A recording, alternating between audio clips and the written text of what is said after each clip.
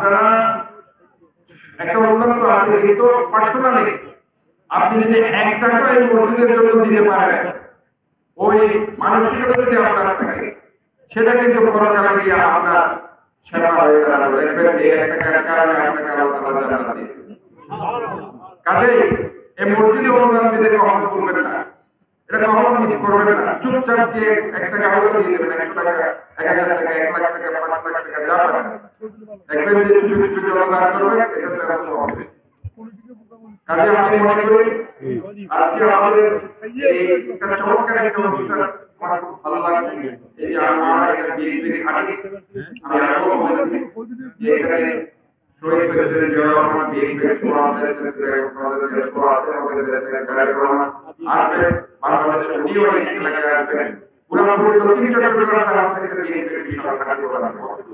এবং আমি মনে করি আজকে এখানে আপনারা দোয়া করবেন, বিএনপি ইনশাআল্লাহ আগামী ফেব্রুয়ারিতে শেষ পর্যন্ত ভোটে আন্দোলন ক্ষমতায় যদি আসে, এই উন্নয়ন যেগুলো হয়নি সেগুলো ইনশাআল্লাহ উন্নয়নের ছোঁয়া আপনারা দেখতে পাবেন। আর এখানে যারা পৌরসভার দায়িত্ব যারা আছে অথবা এখানকার যারা দায়িত্ব আছে তাদেরকে আমরা পাশে করে এখানে যে উন্নয়নগুলো হয়েছে সেগুলো আমরা চেষ্টা করবো। আমি রাজনীতির পক্ষ থেকে কিছু অংশ আমি চিন্তা করছি চট্টগ্রাম সিটি কর্পোরেশনের আন্ডারে আমি ট্রাই করে যাচ্ছি কিছু চট্টগ্রাম সিটিকে, কারণ আন্ডারে যদি বাইরে করতে হয় চট্টগ্রাম সিটি কর্পোরেশনকে কাজের পরে অংশগ্রহণ নিয়ে নিতে হবে। এই কাজের যেভাবে একটা আপনার লুজিং কন্ট্রোলারে পরিণত হচ্ছে তাদের উপরে কিন্তু আমরা প্রচুর পরিমাণে রাজস্ব হারাচ্ছি এবং দিন দিন এটা আমাদের জন্য একটা মডার্ন উপর খাটা দেওয়া হয়ে গেছে।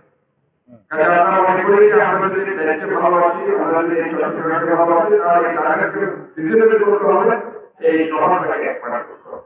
বসুন্ধরা টিস্যু অশুদ্ধতার বিরুদ্ধে এক বিন্দুও ছাড় নয়। একটা বিরাট জায়গা, কিন্তু আমার আনোয়ারা কর্ণফুলীবাসীর বিএনপির নেতা কর্মীরা সেই স্বৈরাচারী দোষরকে এই দেশ থেকে বিতাড়িত করেছে। ইনশাল্লাহ বিগত দিনেও তারা বিতাড়িত করেছে এবং বাংলাদেশ জাতীয়তাবাদী দলে আমাদের দেশনেত্রী বেগম খালেদা জিয়া, আমাদের চেয়ারম্যান তারেক সাহেবের হাতকে শক্ত করার জন্য তারা যেভাবে ঐক্যবদ্ধ, ইনশাল্লাহ আগামী দিনে যে কোনো কিছু আসবে তাদেরকে প্রতিহত করে গণতান্ত্রিক সরকার প্রতিষ্ঠার জন্য এবং আমাদের নেতা, আমাদের চেয়ারম্যান তারেক জিয়ার হাতকে শক্ত করার জন্য ইনশাল্লাহ এগিয়ে চলেছে। বিএনপি যদি শক্ত হয়, পুরো দক্ষিণ চট্টগ্রাম ইনশাল্লাহ তারা দখল করে নিতে পারবে বিএনপিতে আগামী নির্বাচনে। কাজে এই প্রবেশ পথকে আমাদের শক্ত করার জন্য, দৃঢ় প্রতিষ্ঠান হিসেবে গ্রহণ করার জন্য সবাই ঐক্যমত আছে বলে আজকে আমরা সফল হয়েছি, বিগত দিনেও সফল হয়েছি।